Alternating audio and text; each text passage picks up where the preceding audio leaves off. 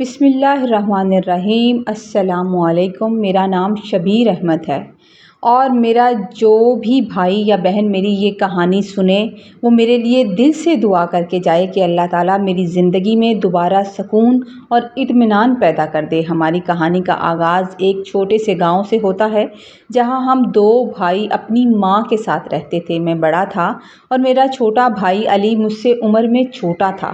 اللہ پاک نے ہمیں کوئی بہن نہیں دی تھی، اس لیے میری ماں نے ہم دونوں بھائیوں کو ہی اپنے دل کا محرم اور اپنے ہر دکھ سکھ کا ساتھی بنا لیا تھا۔ لیکن ہم دونوں بھائیوں کی طبیعت میں زمین آسمان کا فرق تھا۔ مجھے بچپن ہی سے پڑھنے لکھنے کا بے حد شوق تھا اور میں ہمیشہ اپنی تعلیم پر توجہ دیتا تھا، جبکہ میرا جو چھوٹا بھائی تھا وہ بالکل ہی آزاد خیال اور لاپرواہ سے قسم کا انسان تھا، جسے پڑھائی لکھائی سے دور دور کا بھی لگاؤ نہیں تھا۔ اسے بس یہ اطمینان رہتا تھا کہ اس کے سر پر اس کی ماں اور بڑا بھائی موجود ہیں، اس لیے وہ دنیا جہاں کی فکروں سے آزاد رہتا تھا۔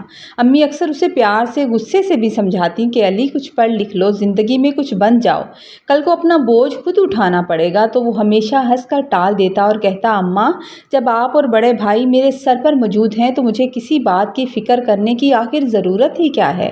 ہمارے والد صاحب کا انتقال اس وقت ہوا جب ہم ابھی اپنی زندگی کی راہوں پر سنبھل ہی رہے تھے، یعنی کہ چھوٹے تھے۔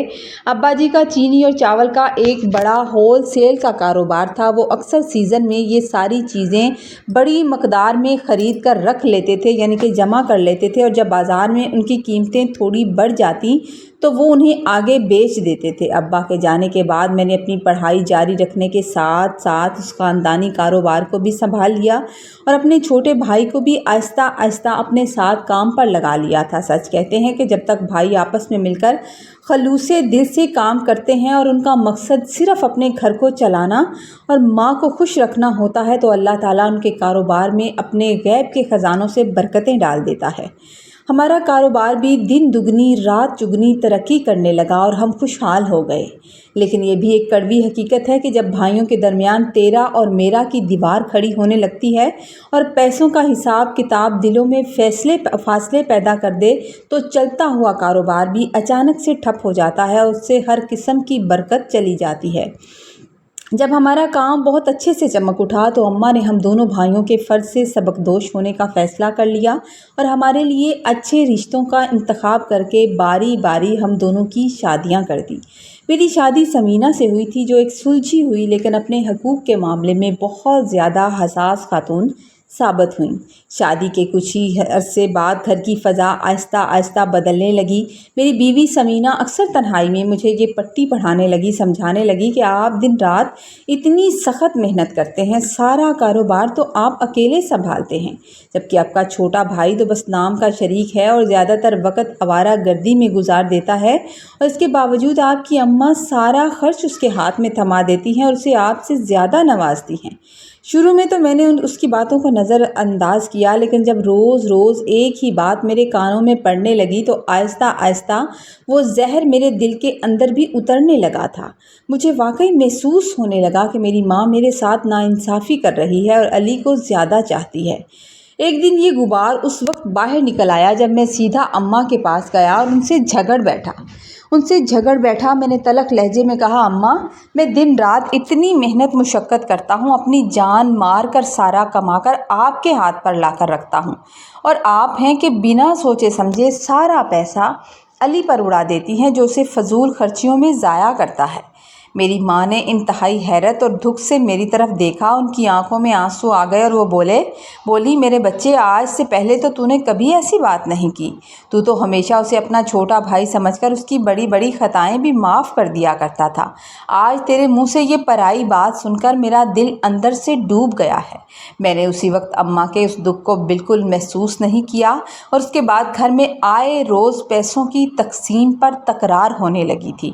ایک دن دکان پر میری علی سے بھی سخت بحث ہو گئی۔ میں نے اس پر غصہ کرتے ہوئے کہا کہ تم ہر وقت ادھر ادھر مصروف رہتے ہو، کام کو بالکل بھی وقت نہیں دیتے اور مجھے ہر چھوٹے بڑے کام کے لیے تمہیں فون کر کے بلانا پڑتا ہے۔ ذمہ داری سے تم کام نہیں کرتے تو ایسا اب نہیں چلے گا۔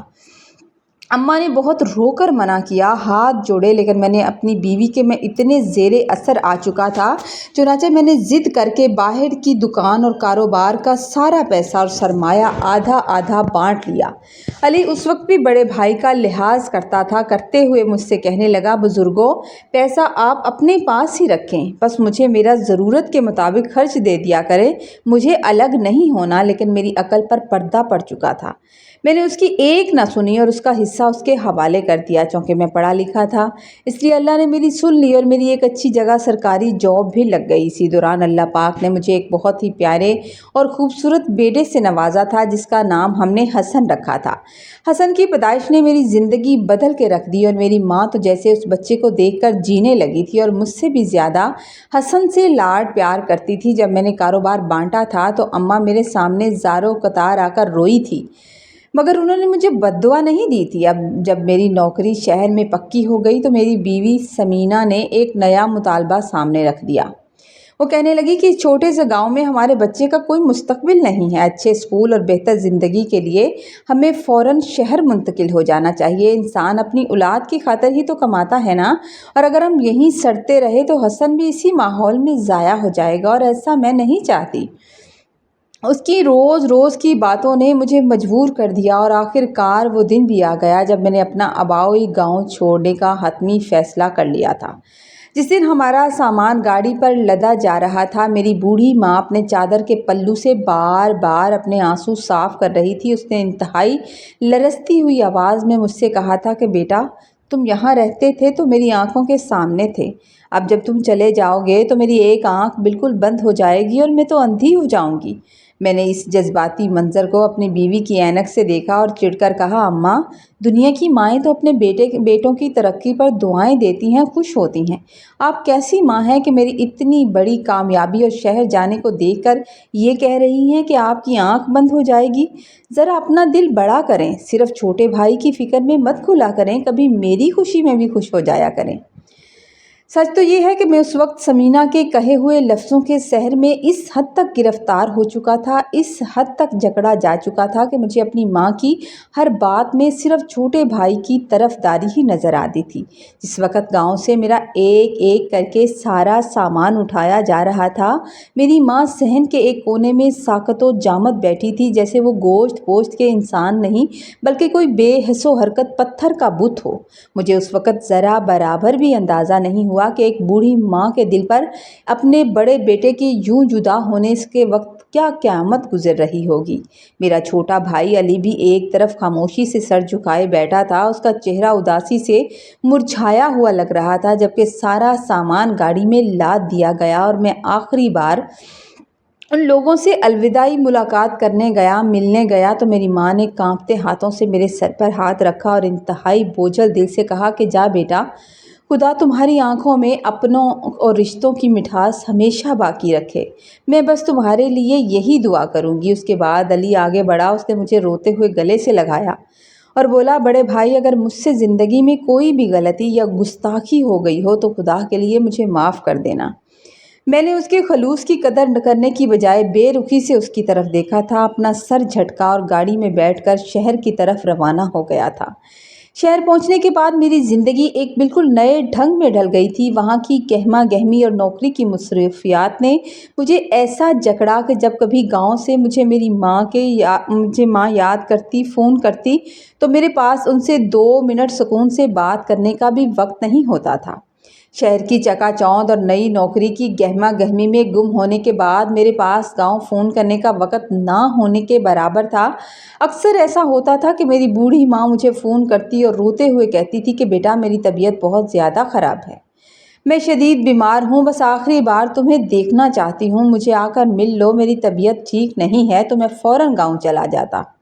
मैं जब सब काम छोड़ छाड़ कर घबराहट और परेशानी के आलम में जब तेज़ गाड़ी चलाता हुआ गांव पहुंचता तो ये देखकर हैरान रह जाता कि अम्मा तंदुरुस्त तवाना चेहरे पर एक ममता भरी मुस्कुराहट सजाए घर के सदर दरवाजे पर खड़ी मेरा इंतज़ार कर रही होती थी। जैसे ही मैं गाड़ी से उतरता वो दौड़कर आगे बढ़ती, मेरा माथा चूमती, मुझे अपने सीने से लगाती और उनकी आंखों से मोहब्बत के आंसू बहने लगते।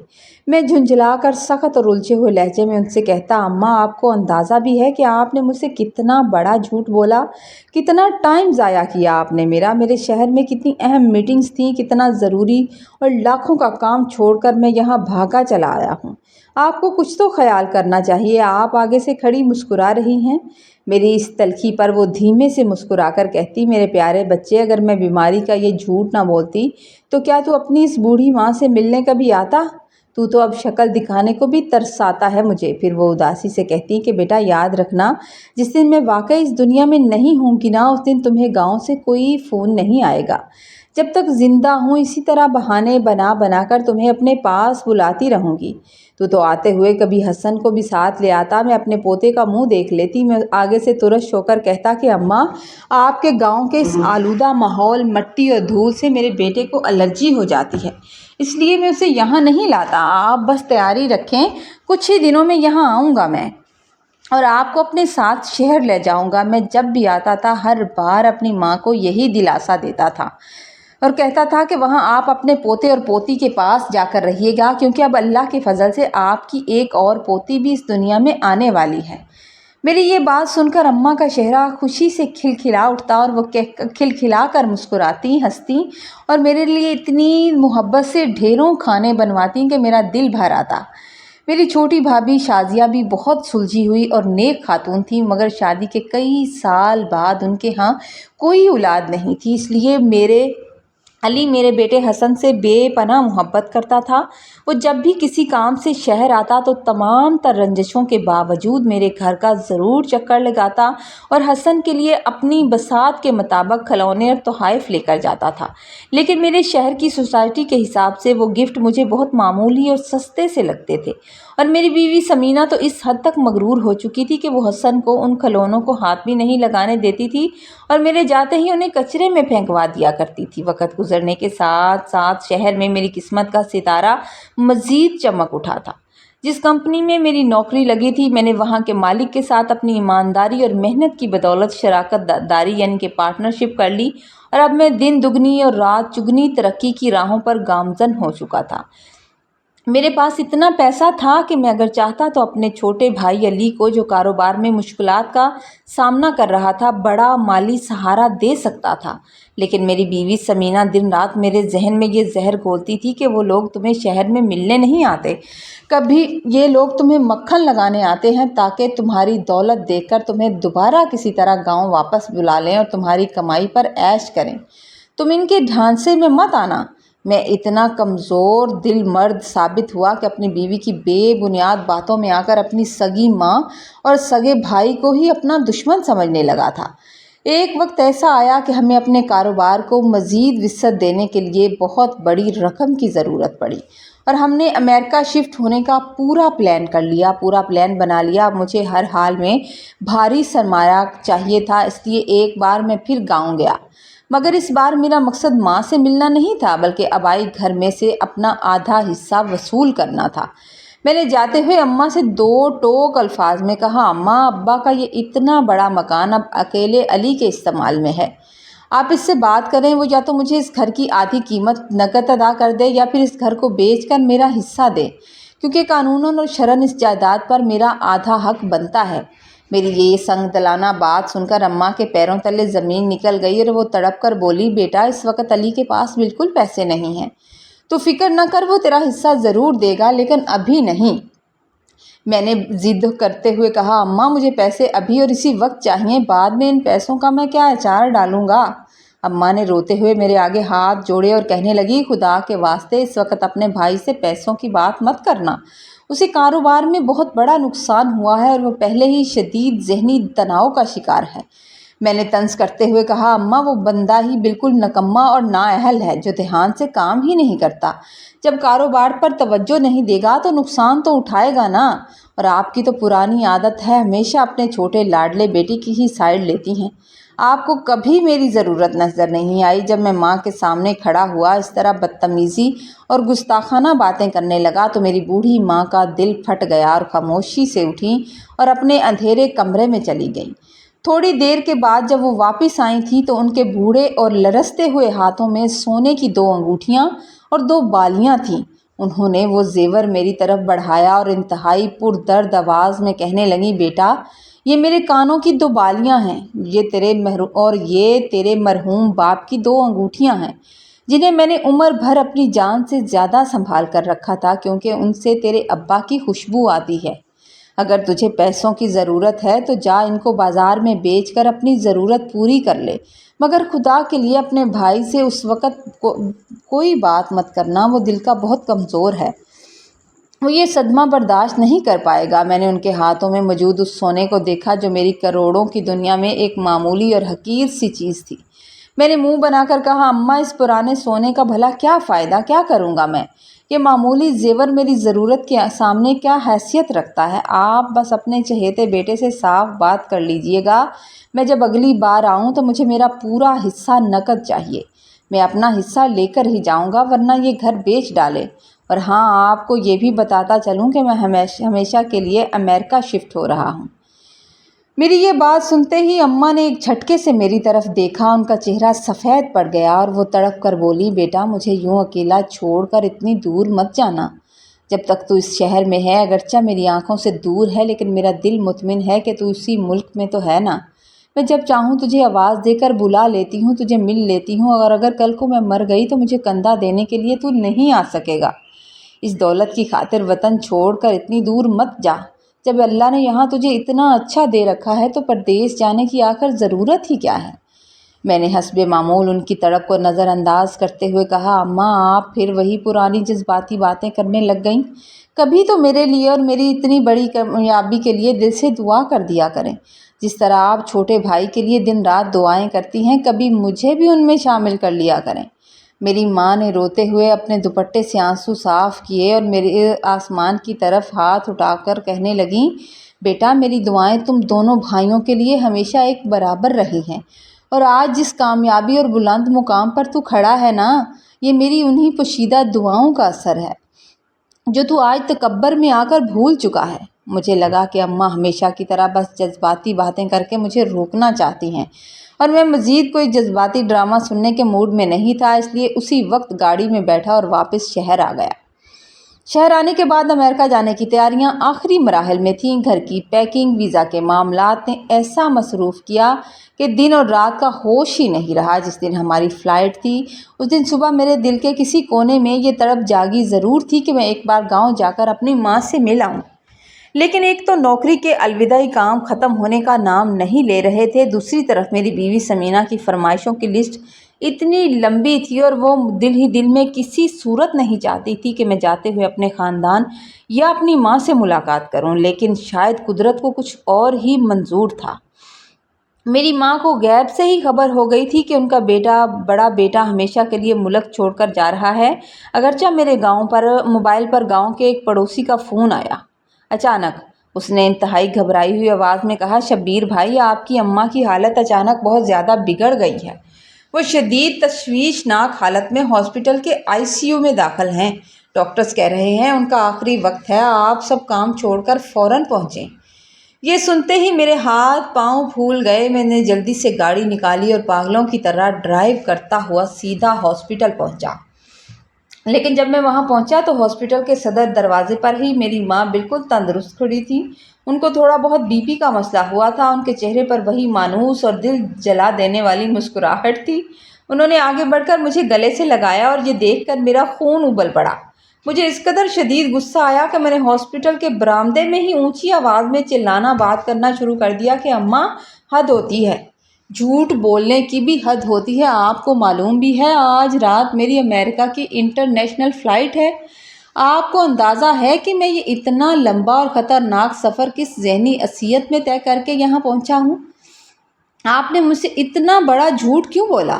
میری ماں نے میری اس تلخی پر نم آنکھوں کے ساتھ ایک گہری سانس لی اور انتہائی بے بسی سے بولی، میرے لال اگر آج میں یہ آخری جھوٹ نہ بولتی تو مجھے ملے بغیر ہی دوسرے ملک چلا جاتا اور میں جیتے جی مر جاتی۔ میں غصے سے بھرا ہوا تھا، اس لیے ان کے پاس تھوڑی دیر بھی سکون سے نہ بیٹھا اور گھڑی دیکھ کر فوراً جانے کے لیے کھڑا ہو گیا۔ جب میں جانے لگا تو میری اس مجبور اور بے بس ماں نے نہ جانے کیا سوچ کر ایک آخری امید کے ساتھ آگے بڑھ کر میری قمیض کا ایک کونا अपने कमज़ोर हाथों में जकड़ लिया। जब मैंने चौंक कर पलट कर उनकी तरफ देखा तो उस वक़्त बिल्कुल एक छोटे बच्चे की तरह, ज़िद्दी बच्चे की तरह लग रही थी, जो अपने माँ बाप से दूर न जाने की ज़िद करता है। उनकी बूढ़ी आंखों में आंसुओं का समंदर था, जिन्हें मैंने अपने तकब्बर और जल्दी में बिल्कुल नज़रअंदाज कर दिया। मैंने इंतहाई झुंझलाहट और बदतमीज़ी से अपनी कमीज़ का कोना उनके हाथों से छुड़वाने की कोशिश की और कहा, अम्मा मुझे देर हो रही है, आपको मेरी बातें समझ क्यों नहीं आती? मेरी फ़्लाइट मिस हो जाएगी। अभी मेरे शहर में हज़ारों काम पड़े हुए हैं। मेरी माँ ने तड़प कर मेरे कमीज़ का कोना छोड़ा और लरजती आवाज़ में कहने लगी, बेटा तेरी दुनिया के सारे काम तो वक्त पर हो ही जाएंगे, लेकिन याद रखना फिर कभी तेरी ये माँ तुझे रोकने के लिए नहीं रहेगी। मैंने गुस्से से कहा, अम्मा कैसी मनहूस सी बातें करती हैं आप। जब कोई इंसान इतने बड़े सफ़र पर रवाना हो रहा हो तो ऐसी बातें नहीं की जाती, बल्कि उसे अच्छे लफ्ज़ों के साथ हंसी खुशी रुखसत किया जाता है। ये कहकर मैंने अपनी कमीज़ का कोना उनके कमज़ोर हाथों से ज़ोर से छुड़वाया था और हॉस्पिटल के दरवाजे की तरफ बढ़ने लगा था। पता नहीं क्यों उस आखिरी लम्हे में एक बार फिर मेरे दिल के अंदर एक अजीब सी सनसनाहट और घबराहट हुई, जैसे रूह कांप उठी हो। मैंने जैसे ही हॉस्पिटल के मरकज़ी दरवाजे से बाहर निकलते हुए पलटकर आखिरी बार अपनी माँ की तरफ देखा तो वो वहीं खड़ी थी, रो रही थीं और दुपट्टे से अपनी आंखें साफ कर रही थीं। उनकी आंखों में बेपनाह आंसू और चेहरे पर ऐसी दर्द भरी आखिरी मुस्कुराहट थी जो आज भी रातों को मेरी नींदें उड़ा देती है और मुझे खून के आंसू रुलाती है। लेकिन इस वक्त मुझ पर अंधी दौलत का नशा सवार था। मैंने उस दर्द को रद्द किया, गाड़ी में बैठा और एयरपोर्ट पर पहुंचकर अमेरिका के लिए रवाना हो गया। अमेरिका पहुंचने के बाद शुरू का एक हफ़्ता हमारी ज़िंदगी में इतना मसरूफ़ियत रही कि हमें सर खुजाने की भी फुर्सत नहीं मिलती थी। हम अपना नया घर सेट कर रहे थे, नौकरी बिज़नेस का सेटअप जमा रहे थे और मैं दिन रात इसी चक्कर में रहता था। इसी दौरान मेरे मोबाइल पर बार बार गांव से मेरी उस बूढ़ी माँ की कॉल्स आती रहीं, लेकिन मैं हर बार बाद में बात करूँगा कहकर उनका फ़ोन काट दिया करता था या साइलेंट पर लगाकर इग्नोर कर दिया करता था। इसी तरह मगन रहते हुए पूरे 15 दिन गुजर गए। मैंने एक बार भी अपनी सगी माँ का फ़ोन उठाकर उनसे बात नहीं की, यहाँ तक कि मैं उन्हें तड़पता छोड़कर इतनी दूर पहुँचने के बाद अपनी खैरियत की एक मामूली सी खबर भी नहीं दी थी कि मैं खैरियो आफत से पहुँच गया हूँ और यहाँ सेट हो गया हूँ। अमेरिका में मेरी रिहाइश को 15वां दिन था और मेरे कारोबार और कामों की मसरूफियात इस हद तक बढ़ चुकी थी कि मुझे सांस लेने की भी फुर्सत नहीं थी। मैं दिन भर फाइलों और कंप्यूटर की दुनिया में गुम रहता था और इसी दौरान मेरे मोबाइल की स्क्रीन बार बार चमक उठी।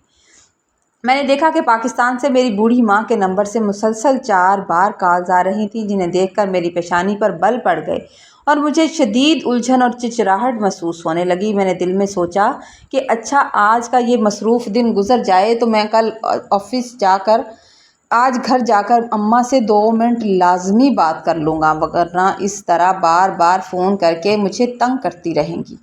ये सोचकर मैंने अपना मोबाइल वहीं दफ्तरी मेज़ पर छोड़ दिया और खुद एक दूसरे कमरे में मीटिंग के लिए चला गया। कुछ देर के बाद जब मैं वापस आया तो मेरे एक मुलाजिम ने बताया कि सर आपके फ़ोन से मुसलसल पाकिस्तान से कॉल आ रही थी। आखिरकार मैंने एक कॉल उठा ली। वहाँ से किसी ने बताया कि आपकी वालदा हॉस्पिटल में हैं, उनकी हालत इंतहाई तशवीशनाक है और वो आखिरी बार आपसे बात करने के लिए तड़प रही हैं। यह सुनकर मेरे चेहरे पर एक तलख मुस्कुराहट उभर आई। मुझे हंसी आ गई और मैंने अपने मुलाजिम से लापरवाही से कहा कि रहने दो, अब अगर दोबारा फ़ोन आएगा तो मत उठाना, मैं शाम को घर जाकर खुद ही देख लूँगा। मेरे जहन पे वही पुराना गमान समार था कि अम्मा पिछली बार की तरह इस बार भी मुझसे मिलने के लिए बीमारी का कोई नया बहाना और मजाक कर रही हैं। लेकिन मेरे ये अंधा तकब्बर मुझे ये देखने नहीं दे रहा था कि ये पाकिस्तान का कोई करीबी शहर नहीं बल्कि 7 समंदर पार अमेरिका है, जहाँ से मैं चाहकर भी भागकर चंद घंटों में अम्मा के पास नहीं पहुँच सकता था। मेरी नावाकिफ़ माँ को शायद इस दूरी का अंदाज़ा नहीं था और मैंने इस आखिरी पुकार को भी मुकम्मल तौर पर नज़रअंदाज करके अपना पूरा दिन काम की नज़र कर दिया। जब मैं शाम को थका हारा अपने शानदार घर में वापस लौटा तो मुझे अपनी बीवी समीना के अंदाज़ और चेहरे के तासरात कुछ बदले से लगे। दरअसल उसे पाकिस्तान से बहुत पहले ही कॉल आ चुकी थी और इस बात से पूरी तरह वाकिफ़ थी। میری سگی ماں اس دنیا سے رخصت ہو چکی تھی، لیکن اس بے حس عورت نے مجھے کانوں کان خبر تک نہیں ہونے دی۔ اس کے اکھڑے ہوئے لہجے اور مشکوک نظروں سے مجھے صاف اندازہ ہو رہا تھا کہ کوئی بڑی بات ہے جو چھپائی جا رہی ہے۔ جب میں نے اس کی طرف دیکھ کر شک کے دائرے میں پوچھا کہ سمینہ کوئی بات ہوئی ہے کیا؟ تم اتنی عجیب طریقے سے بیہیو کیوں کر رہی ہو؟ تو وہ گھبرا کر نظریں چرانے لگی اور بولی، نہیں نہیں، ایسی کوئی بات نہیں ہے، کوئی خاص بات نہیں ہے، سب ٹھیک ہو جائے گا۔ وہ دراصل اپنے اندرونی خوف کے ساتھ مجھے جج کرنے کی کوشش کر رہی تھی کہ کہیں مجھے پاکستان سے اس سانحے کی خبر تو نہیں مل گئی۔ میں نے اس کی بات پر یقین کر لیا اور سکون سے رات کا کھانا کھایا اور پھر لاپرواہی سے اپنا موبائل لے کر صوفے پر بیٹھ گیا تھا۔ میں نے سوچا کہ چلو اب اماں سے بات کر لیتا ہوں، ابھی فارغ ہوں تاکہ روز روز کا یہ قصہ ختم ہو، ایک ہفتہ سکون سے گزر جائے گا۔ میں نے اماں کے نمبر پر کال ملائی مگر دوسری طرف سے کسی نے فون نہیں اٹھایا۔ میں نے مسلسل 2-3 بار کال کی لیکن ہر بار گھنٹی جا کر بند ہو جاتی تھی۔ میں نے جھنجھلا کر موبائل ایک طرف رکھ دیا اور سونے کے لیے لیٹ گیا۔ لیکن اس رات نہ جانے کیوں میری روح تڑپ رہی تھی اور میرا دل بری طرح سے دھڑک رہا تھا اور بے سکونی کا ایسا طوفان میرے اندر تھا کہ مجھے کسی کروٹ بھی نیند نہیں آ رہی تھی۔ مجھے اس طرح تڑپتا دیکھ کر سمینہ میرے پاس آئی اور کہنے لگی، کیا ہوا؟ آپ کو نیند کیوں نہیں آ رہی؟ میں نے بوجھل دل سے کہا کہ پتہ نہیں آج کیا بات ہے، نہ جانے آج کیا بات ہے، آج اندر ایک عجیب سی بے چینی اور وحشت محسوس ہو رہی ہے، نیند نہیں آ رہی۔ یہ سن کر وہ کچن میں گئی اور نیند کی ایک تیز گولی لا کر میرے ہاتھ میں تھماتے ہوئے بولی، آپ تھک چکے ہیں، یہ گولی کھائیں اور سکون سے سو جائیں۔ میں ایک بار پھر اپنی اس عیار بیوی کی باتوں کے سحر میں آ گیا اور وہ گولی نگلی اور گہری بے ہوشی کی نیند سو گیا۔ اگلی صبح جب میری آنکھ کھلی تو میں نے معمول کے مطابق اپنا واٹس ایپ آن کیا تھا جو میں ہر روز صبح چیک کرتا تھا۔ جیسے ہی اسکرین روشن ہوئی میرے سامنے ایک ایسی تصویر تھی جس نے میرے پورے وجود کو مفلوج کر کے رکھ دیا۔ واٹس ایپ پر میری سگی ماں کی سفید کفن میں لپٹی ہوئی بے حس و حرکت لاش کی تصویر موجود تھی۔ میں ایک جھٹکے سے بستر پر اٹھ کر بیٹھ گیا، میری آنکھیں پھٹی کی پھٹی رہ گئی اور میں اکیلے کمرے میں پاگلوں کی طرح اس تصویر کو دیکھنے لگا کہ یہ وہی میری مسکراتی ہوئی ماں ہے جو آج سفید چادر اوڑھے ہمیشہ کے لیے خاموش ہو گئی ہے۔ میں نے کانپتے ہاتھوں سے فوراً پاکستان کال ملائی لیکن گاؤں میں موجود میرے خاندان کا کوئی بھی فرد میری کال اٹھانے کو تیار ہی نہیں تھا، لیکن شاید سب لوگ تدفین کی تیاریوں میں سخت مصروفیت کا شکار تھے۔ آخر کار میں نے ایک دور کے کزن کو فون کیا۔ اس نے فون اٹھایا۔ میں نے روتے ہوئے پوچھا کہ یہ کیا ہے؟ مجھے ایسی تصویر ملی ہے تو اس نے انتہائی سرد اور دکھی لہجے میں بتایا، شبیر بھائی یہ بالکل سچ ہے، آپ کی اماں اب اس دنیا میں نہیں رہیں۔ ہم سب کل سے آپ کو سینکڑوں فون کرتے رہے، آپ کو بتانے کی کوشش کرتے رہے تاکہ آپ کی ان سے آخری بار بات ہو سکے، وہ آپ کو واٹس ایپ پر دیکھ سکیں، لیکن آپ کا نمبر نہیں ملا۔ اس کے بعد ہم نے آپ کی بیوی کو فون کر کے پوری تفصیل بتائی تھی کہ وہ آپ سے رابطہ کر کے آپ کو اطلاع دے دیں کہ اماں ہاسپٹل میں زندگی اور موت کی جنگ لڑ رہی ہیں، لیکن ان کی طرف سے بھی پھر کوئی جواب نہیں آیا، تو مجبوراً ہم نے انہیں رات کو اماں کے انتقال کی بھی اطلاع دے دی تھی۔ یہ سن کر میرے پیروں تلے زمین نکل گئی۔ میں نے کانپتے ہوئے اپنے چھوٹے بھائی علی کا نمبر ڈائل کیا۔ علی نے دوسری ہی بیل پر فون اٹھا لیا، لیکن وہ فون پر اس طرح دھاڑے مار مار کر رو رہا تھا کہ اس کے رونے کی آواز سے میرا کلیجہ منہ کو آنے لگا۔ زندگی میں پہلی بار مجھے یہ بھیانک احساس ہوا کہ اس اندھی دولت اور پیسے کے پیچھے اندھا دھند بھاگتے بھاگتے میں نے اپنے سچے اور انمول رشتوں کو کتنا پیچھے چھوڑ دیا تھا۔ علی نے روتے ہوئے ہچکیوں کے درمیان ایک ایسی بات کہی جس نے مجھے اندر سے راکھ بنا کے رکھ دیا۔ وہ بولا، بڑے بھائی، اماں جب ہاسپٹل میں آخری سانسیں لے رہی تھی تو انہوں نے مجھ سے رو کر وصیت کی تھی اور مجھ سے وعدہ لیا تھا کہ علی، اگر میرے بڑے بیٹے شبیر کو میرے موت کی خبر بر وقت نہ مل سکی اور وہ میرے جنازے کے وقت پر نہ پہنچ پایا تو خدا کے لیے میرے اس بوڑھے جسم کو ہاسپٹل کے سرد خانے میں رکھوا دینا۔ میں نہیں چاہتی کہ میرا بڑا بیٹا پوری زندگی اپنے آپ کو اس گناہ میں کوستا رہے کہ وہ اپنی ماں کا آخری بار چہرہ بھی نہ دیکھ سکا۔ اس سے کہنا کہ وہ آئے، مجھے جی بھر کے دیکھ لے اور پھر اپنی ہاتھوں سے مجھے قبر میں اتارے، کیونکہ وہ میری پہلی اولاد ہے اور ماں کے جنازے پر پہلا حق اسی کا بنتا ہے۔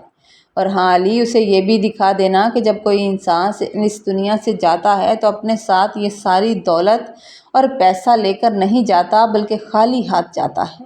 علی کی زبان سے اپنی ماں کے یہ آخری الفاظ سن کر میرا دل پاش پاش ہو گیا۔ میں اب صدمہ برداشت کرنے کے قابل نہیں رہا تھا۔ میں نے روتے ہوئے تڑپ کر اس کی کال یہ کہتے ہوئے کاٹ دی کہ علی، میں ابھی پاکستان کے لیے نکل رہا ہوں، میں آ رہا ہوں، خدا کے لیے میرے آنے سے پہلے میری ماں کو مٹی میں مت چھپانا، مجھے اپنی ماں کا چہرہ ضرور دیکھنا ہے، میری ماں کی ہوئی وصیت کو یاد رکھنا۔ میں پاگلوں کی طرح روتا جیسے ہی اپنے کمرے سے باہر نکلا تو سامنے لاؤنج میں میری بیوی آرام سے کچن میں ناشتہ بنا رہی تھی۔ اس نے جیسے ہی میرے آنسوؤں سے تر چہرے اور بدلی ہوئی حالت کو دیکھا تو وہ فوراً سے سمجھ گئی۔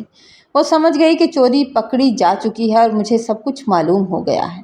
میں نے جھپٹ کر انتہائی غصے اور نفرت سے اس کا بازو مروڑا اور چلانے لگا، وہ گھٹیا عورت اور سنگدل عورت، میری سگی ماں اس دنیا سے رخصت ہو گئی اور تم نے مجھ سے اتنی بڑی خبر چھپائی۔ جب تمہیں کل رات ہی معلوم ہو چکا تھا کہ میری اماں کا انتقال ہو گیا ہے تو تم نے مجھے کیوں نہیں بتایا؟ تم ایک ماں اور بیٹے کے درمیان اتنی بڑی دیوار کیسے بن گئی؟ میری اس چیخو پکار پر وہ ذرا بھی نہیں گھبرائی، بلکہ اس نے انتہائی بے رخی اور ڈھٹائی سے میری آنکھوں میں آنکھیں ڈال کر دیکھا اور سرد لہجے میں کہنے لگی، شبیر صاحب، آپ کل پورا دن بزنس کے کاموں میں مصروف تھے اور رات کو بہت تھکے ہارے آئے تھے۔ ویسے بھی ہم یہاں امریکہ میں بیٹھے ہیں، یہاں سے ہم فوراً اڑ کر پاکستان نہیں جا سکتے، اس لیے میں نے مناسب نہیں سمجھا کہ آپ کو اس وقت پریشان کیا جائے یا آپ کی طبیعت خراب کروں۔ اب اس میں میرا کیا قصور ہے؟ اس کا یہ مکارانہ جواب سن کر میرا خون ابل پڑا۔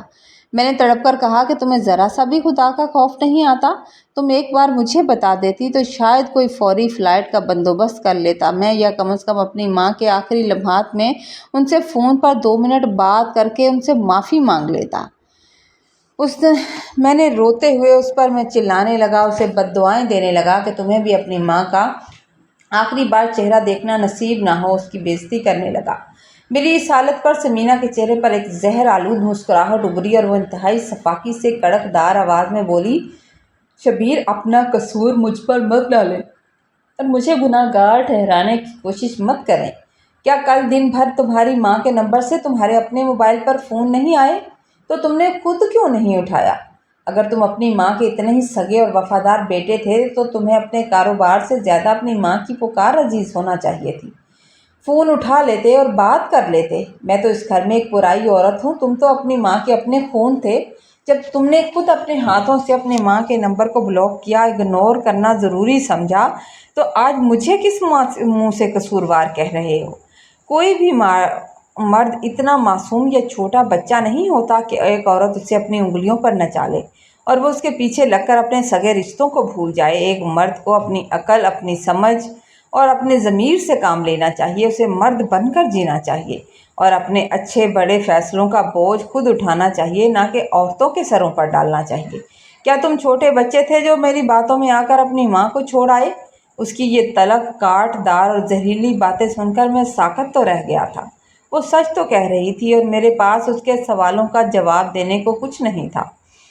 میں حیرت اور ندامت کے سمندر میں ڈوب گیا کہ جس عورت کی خاطر، جس کی بہتر زندگی اور فرمائشوں کی خاطر میں نے اپنی بوڑھی ماں کے دل کو زخمی کیا، اپنے بھائی سے کاروبار بانٹا اور اپنا وطن چھوڑا، آج اسی عورت نے مجھے آئینے میں میرا اصل اور مکروہ چہرہ لا کر دکھا دیا تھا۔